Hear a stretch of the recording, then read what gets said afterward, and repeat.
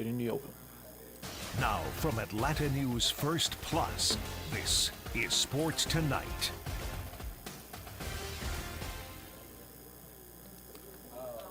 Happy Thursday, Happy everybody. Thursday, almost to the end of the week. Almost to the end of the week. Welcome to Sports Tonight.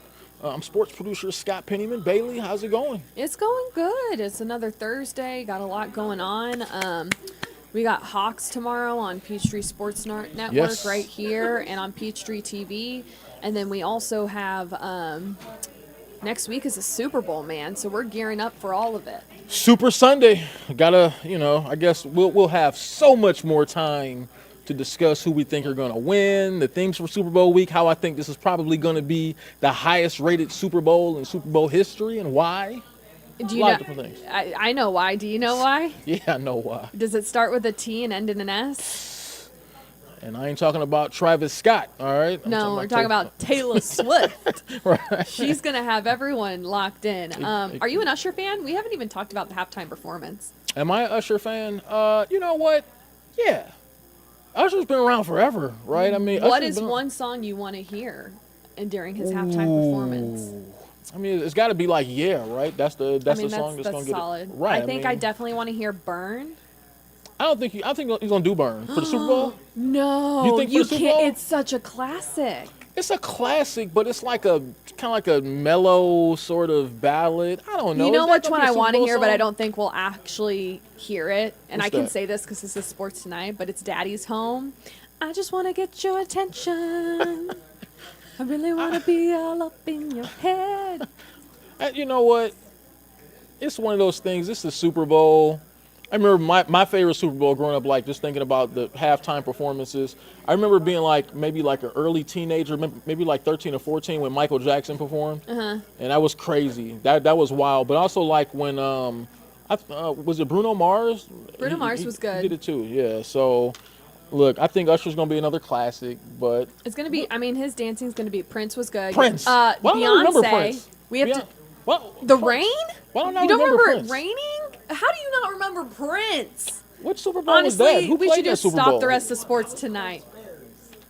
How? You know why I don't remember him performing Colts Bears? Because to me that was one of the worst Super Bowls that I remember watching because it rained the whole time.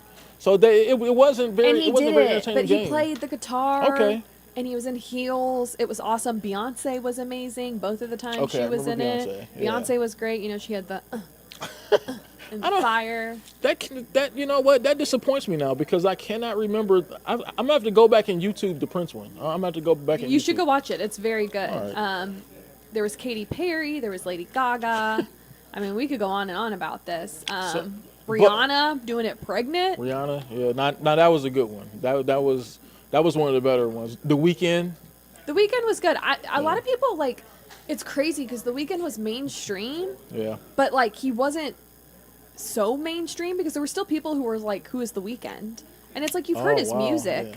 yeah. I liked it though. I'm a That guy Weeknd sold fan. as many records as anybody, like ever. I Yeah. mean, he's been on fire. But speaking of the Super Bowl, let's talk about a team who's going to try to get to the Super Bowl next year, within the next couple years, if they can solve the quarterback position. They already have a head coach, Raheem Morris. So it's been interesting talk, not just in local talk radio and on ESPN last couple of days, as far as the quarterback the Falcons should pursue this offseason, or I guess prioritize pursuing if they don't draft one. And two of the names that came up are two guys who could be available this offseason when you think about Dak Prescott and what's going on with Dak in Dallas, and then Justin Fields, whose name has been talked about all season as a possible next quarterback for the Falcons. So of those two choices, Bailey, which one do you favor? If I had to choose between Dak Prescott and Justin Fields, I am choosing Dak Prescott. I think, yes, he has his shortcomings. Yes, he's struggled in the playoffs. But I think he is already superiorly better than what they've had in the last couple years. And I would argue that maybe that includes Matt Ryan in his final year or so. I think under Raheem and under Zach Robinson as OC, I think that could be really good for Dak. And I also, I keep wondering, and this is probably why his name is thrown in the mix a lot, of like, how long is this marriage with the Cowboys going to last? Because Yeah. I think Jerry Jones likes him as a person, but also maybe feels like he shackles them a little bit. And I don't know if I agree with that necessarily, as much as it's probably just a team thing and the high expectations that come in Dallas for kind of no reason, as of like No late. reason?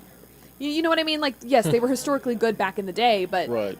when was the last time they've Since- made it to a Super Since Bowl? like Emmitt Smith and Trakeman. Was Correct, there. correct. That's what I'm getting Yeah. at. You get it. So I think if it's me, I'm going after Dak Prescott. I'm just not a believer in Justin Fields yet, and I just honestly think if the Falcons got Justin Fields, they're looking for a new quarterback anyway in 2 years. But I feel like you could throw Russell Wilson in this mix even. Russell Wilson, yeah. I mean, he's probably. I think I saw one of those odds, and they think that the Falcons might have the highest odds. Look, I get it with Dak too, right? I mean, because with Dak Prescott, Are you Dak Prescott or Justin Fields? So I'm gonna go Justin Fields, and I'm gonna tell you why, right? So this is not me saying that I believe that Justin Fields is a better quarterback than Dak Prescott. Obviously, I think Dak Prescott is the better quarterback. I think what will have to go into getting Dak Prescott makes Justin Fields a little bit more attractive to me. When you think about Dak Prescott, he's about to break the bank next couple of years, right? I mean, in Dallas, he kind of has them, kind of in a tough spot because he's already making a lot of money, and he's going to make a lot more money with his next contract. So a lot of money for a quarterback who's probably not going to get you where you want to go ultimately, which is the Super Bowl, right? So, and we've seen that year after year. We've seen Dallas with a loaded team year after year, and Dak Prescott in these playoff games not perform the way you need him to get you over the top, or to even get you like a win in the playoffs, right? So, yes, I think he instantly gives the Falcons credibility at the quarterback position, which is a great thing because they haven't had that since Matt Ryan was here. But I think if you're looking at the long term here, if you go get Justin Fields this offseason, right? So I think he has like the 1 year, I think the like $25 million or something like that. And then you have to make a decision whether to give him an extension. So I think if you get Justin Fields this year, he plays it out. He doesn't look like your guy. Now next season you go all in on drafting your guy. But I think if you get Dak Prescott, you probably have to immediately give him a contract and a 3 or 4 year deal for big money. They just got out of a situation like that with Matt Ryan, paying huge money for a quarterback who ultimately wasn't going to get you where you want to be. So I just feel like the less expensive route is Justin Fields. I think that's fair, and you bring up valid points. Something else that I had talked to Lee about, which I thought was interesting, and I can't remember the exact number, so excuse me for this, but the last draft was like one of the highest drafts for trades of like personnel. Like, who was it? AJ Green for Eagles. Like there was the whole Arizona trade. What I'm saying is like there was a lot more, not just trading draft capital, but trading personnel from teams. Yeah. Yeah. I would be intrigued if the Falcons tried to trade up to get a quarterback and not only traded their 8th overall pick, but also what if they were like, and here's Kyle Pitts. Or here's Bijan Robinson. Ooh, Bijan. I could see Kyle just because. I could see Kyle. I don't think you can give Drake London. He's No, by far your best yeah, receiver. yeah. I think he has a lot to give to this team still. I think Kyle Pitts and Bijan do too, but Kyle Pitts was phased out, it felt like, last year. Which is crazy. Correct. Agreed. But that's a flashy name that is also enticing and a team that might need a tight end. And I don't want them to give up Bijan. I think he's phenomenal. I do like him as a player. I think he has a lot to give, but that might just be, Lee was like, well, why don't they give Tyler Algier? He's just as good. I'm like, because Tyler Algier isn't a flashy name. Yeah, It right. doesn't Exactly. pack the punch that Bijan does. You know what I mean? So I'd be interested if that's on the table. I think all of this depends on what Raheem Morris wants. Right, true. Does he want a vet quarterback, or does he want to get a young guy and develop him? I'm tempted to say they're going to draft a quarterback. I think so, too. Because Zach Robinson is their OC.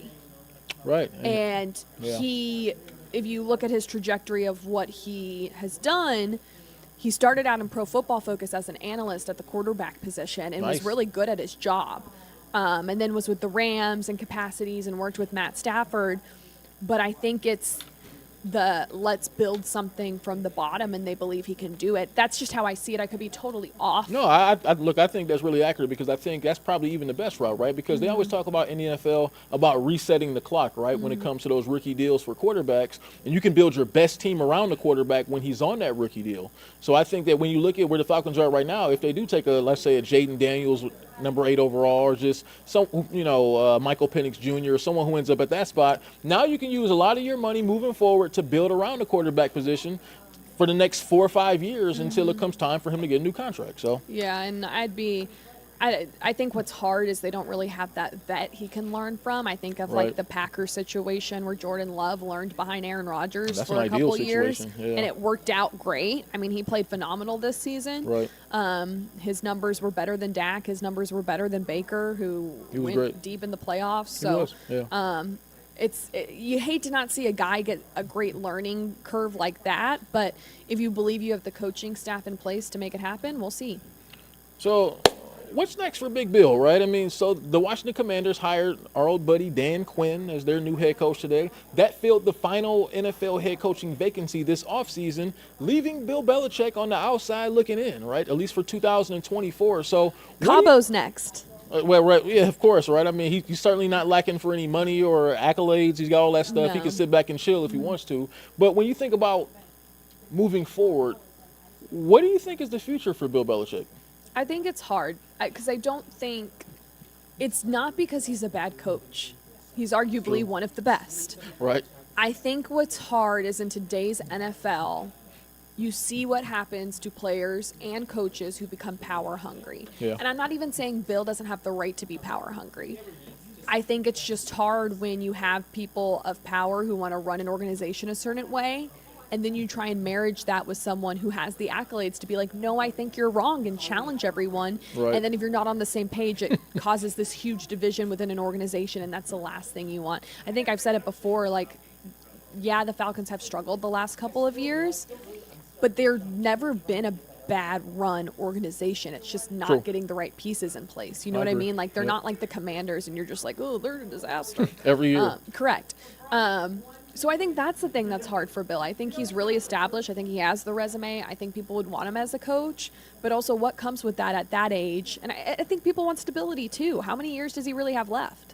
That's true. It's just kind of crazy to me, right? Because I thought he was a guy who's 6-time Super Bowl champion. I thought he would have his pick of jobs, right? I mean, I think when this whole process started, everyone thought he would have his pick of jobs. Now, remember, I was one of the ones that wasn't so sure because, like you said, you bring Bill Belichick into your organization, I'm sure he wants to do everything how he wants to do it. Now you're bringing jobs in jeopardy, too, and I think that's what happened with the Falcons. The general manager, the team president, the whoever in that front office is going to start worrying now because Bill Belichick is a guy who comes with enough power and enough accomplishments under his belt where once he gets hired, I'm sure owner will give him power to go, you can pick your GM, you can pick your team president, you can pick your scouts. And that leaves the entire organization wondering what's next for them. So, yeah. I will say this, and I wanted to ask you, sorry, I didn't mean to cut you off, but I wanted to ask you this because we haven't been able to talk about this. The Falcons have kind of married the old and the new when it comes to their coaching staff. Do you like that or not like that? Look, they kept their D-line coach, the O-line coach, quarterbacks coach, brought in a new OC, brought in a new receivers coach, kept Jerry Gray. Like, it's very much a marrying of some similarity and some new. Well, I think that's kind of why you hire a Raheem Morris, though, right? Because, I mean, he's a guy who, especially if you're guys like Terry in the front office and was the other? Rich McKay. Yeah, Rich McKay in that situation. This was sort of a head coach, and I don't want to put it like this, though, but this is a head coach who you're probably not given but so much power to, right? I mean, he's probably feels fortunate to get his... It's probably very collaborative, right, but ultimately I think it's Arthur Blank because now we know that is who Fontenot and Raheem will report to directly now. It's not Rich McKay, it's Arthur Blank. So I think Arthur Blank is wanting to be a lot more involved. Exactly. Yeah, so I think he probably wanted to keep a lot of these guys in place. He probably liked a lot of those coaches, and he probably wanted to keep them in place. If Bill Belichick was here, that wouldn't have happened. Let's just be real. He would have brought in everybody who he wanted. I think with Raheem, he was here for 5 years, maybe even has a some sort of relationship with some of those guys, but For definitely, sure. you know, within the organization, they like him and everything like that. So I think with Raheem, you're able to keep a lot of those guys who you did like on the coaching staff. So yeah, I mean, I think that plays a role in everything. So I was very vocal about yesterday that I'm so happy they kept Jerry Gray. yeah, I yeah. genuinely think he's one of the best coaches that I've covered in my time covering the NFL. He is. So I think that's a big win for them. He did a really good job. So do you keep up with Twitter a lot? I try to. So the Lakers, who were in town the other night, Tuesday night, were beaten by the Atlanta Hawks pretty soundly in that game. The Hawks kind of handled them that day. And LeBron James was very frustrated during the game and frustrated in the post-game press conference after the game. As a matter of fact, he was about to go in even more when he talked about, I think the question was, you know, what message do you have for your teammates? And LeBron goes, just do your job. And he wants to keep talking, but then like their media person steps in and go, okay, that's enough. That's enough. Well, he said something to the extent of, on any given night we can get our butt beat, and on Yeah. any given night we can beat some butt. Exactly. Yeah. It just depended on who they want to be, like kind of talking about his teammates. And Yeah. I think this season is challenging for the LeBron in the sense of, you know, when you're not winning, things are tough. I mean, at that point, they had, after losing to the Hawks, they were 24-25. They were below 500. Yeah.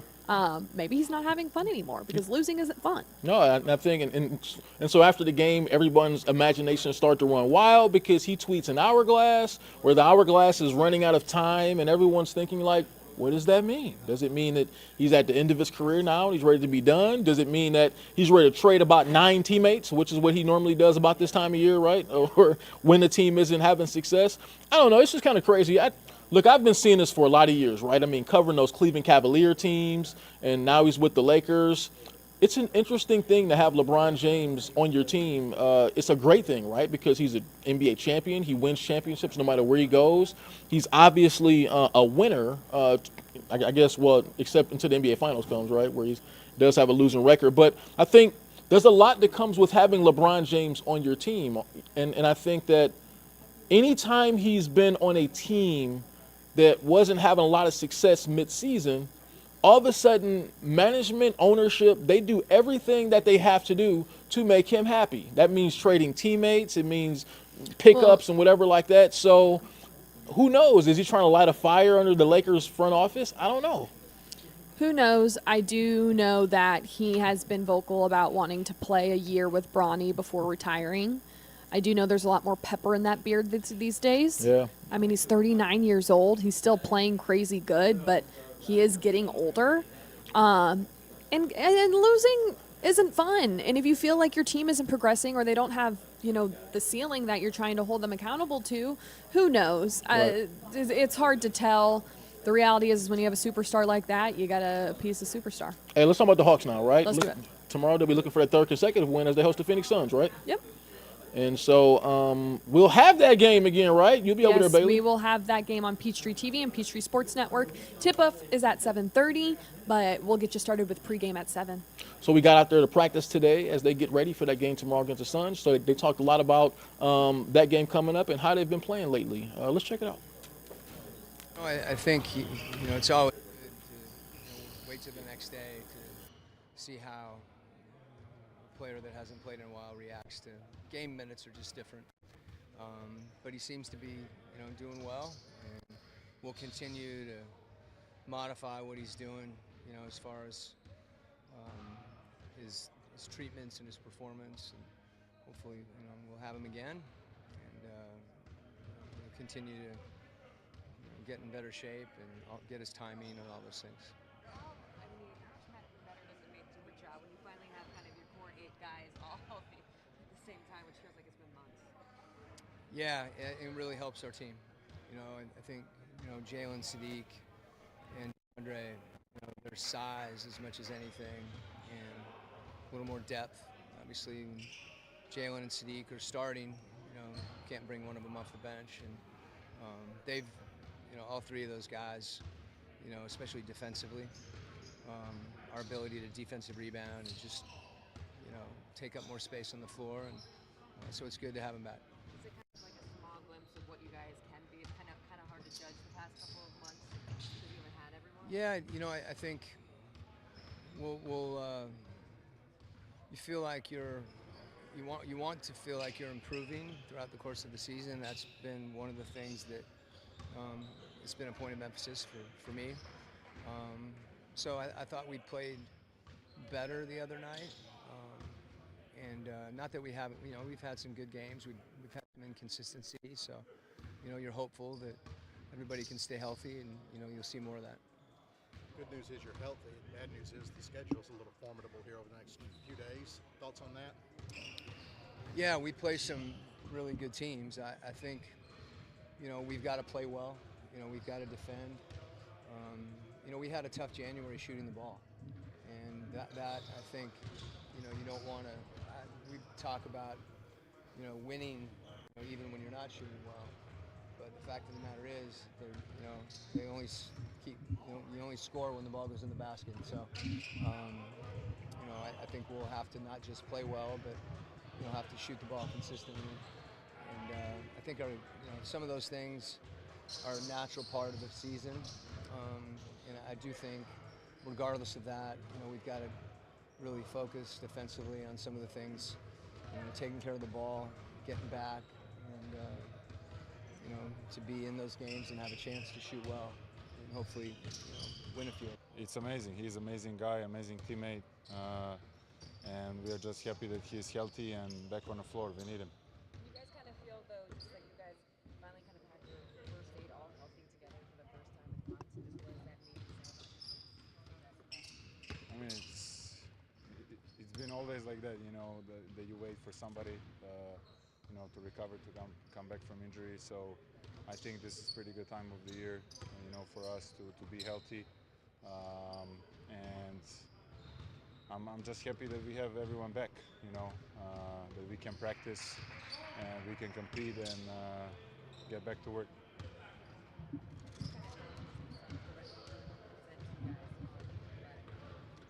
It's going to be a tough game. They're playing good lately. I watched the game last night against Brooklyn. They moved the ball. They are all aggressive with all their superpowers with KD and Book. But then Nurkic is playing really good, Beal. So they have a good team. We know who we're going up against. So it's going to be another battle for us. Has it been frustrating to kind of battle these injuries and not be able to kind of get on a run and just put a bunch of wins in a row together? Yeah, it's definitely harder when you have guys in and out, or even when you're hurt, you get in and out of lineup and rotation in and out. So it's been tough for us and for the coach as well. But hopefully we don't have to worry about that anymore. And we continue to be healthy. It sounded like Allison was asking about this next game, but how do you describe this next stretch of 4 games, 3 playoff teams, and the other one's the Warriors? We know what they can be. How do you describe this stretch? I mean, it's only going to be tougher. How the season is going. The teams know each other better. The teams are playing better as well, and like you said, all these playoff teams, they're trying to get higher in the standings. So another tough battle for us, but we'll be ready. How do you kind of prevent from I don't know, getting overwhelmed with where you guys are at and knowing that you kind of have to make a little bit of a run, but you don't want that bog you down about how I mean, like, it's same. When you're up or down, you can't lose the focus on the work. I know we put in work in practice facility and in those practices. So now we just have to trust the work and be ready for the games. Now that you guys are fully healthy and the trade deadline coming up next week, do you think you guys can make a statement to the front office, whoever, hey, this is who we can be, maybe approach the trade deadline differently if you guys are able to play well? I mean, we all know NBA is business in the end of the day. So anything can happen. That's some things are not in our controls. So we as the professionals, we need to be ready. I mean, no matter what. We got to be ready. We got to play our best game in all these situations, no matter the role, no matter the position, no matter the minutes. you just have to go out there and play your best, right? So I think it's more on them to decide what they want to do, not on us. Do you think like Great. No, it's great. I really feel like we're at full force now. Past few games, I feel like we felt our groove, and it's very very important to have it right now for the break. especially DeAndre, just kind of what he, especially on defense, is he really Yeah, having DeAndre, so special player. Defensively, obviously, he can't guard anybody. Offensively, he can do a lot. He can score for us, bring length, end up score under the basket, and we have one more guy that really can bring us a lot offensively and defensively. Good news is everybody's healthy, but the bad news is kind of a formidable schedule the next week or two. But I guess y'all take it one game at a time anyway. But as you look ahead, what are your thoughts? Yeah, that's the best way to take it, one game at a time. So next game's going to be Phoenix. Great team, they're playing well. But I'm sure that, especially at home and the way we've been playing right now, and like you said, having everybody healthy, we definitely believe that we can get this one too.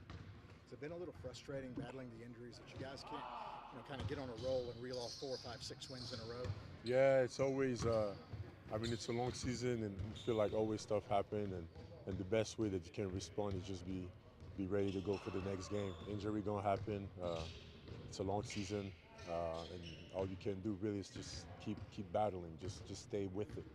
Do you feel like though you guys haven't had like a fair sample size of kind of what you guys can be, just because of the inconsistency? I felt that it's been kind of hard for us because of that. But at the same time, we don't have a lot of. We don't have no choice but to keep going with the guys we have. So it's always that mentality of next man up that we have to have. And but now to have pretty much everybody healthy, hopefully going to change a lot for us. What's I know they already probably determined the All-Star reserves. They definitely already did it. But what's the case for Trey to get one of those spots? I obviously believe that he's going to be in there. He should be in there. But yeah, obviously, I feel like every year there's always surprises, which makes it really hard to know everybody who's really going to be in it. So we'll see. Do you have any? I got no insight. Do you? You got no insight? I don't know. Do you have any guess though? I mean, he was second in the fan vote. People want him in there, but there's a lot of good guys. Yeah, no, for sure. They take in like all the team success, player success, how they're playing. So it's there is a lot to take in for sure, obviously. What kind of challenges does Kevin Durant and the Suns bring when they come in on Friday? Yeah, I remember him last year. I think it was with Brooklyn. He was with Brooklyn. I thought he was with the Phoenix already. But I remember one time we played him. He had like 28 points in the first quarter. So I just don't want that to happen. Can you guys, obviously the trade deadline stuff that's out of y'all's hands, but can you make a case to the front office ownership over the next week? Tough games, everybody's healthy. That's the best thing. As players, I would say that's the only thing you can do to respond is go win games, go prove that the team that you have here has everything they need to be successful. That's all you can do as a player. The rest, the rumors, the talk, the non-talk, we can't do anything about that. I feel that for sure I can. You're going up against right now some playoff teams, so do you feel like it would be kind of a good judge? It would be a great message to send. Yeah, definitely playing Phoenix Zone State, Clippers. Yeah, so no, it's in our hands.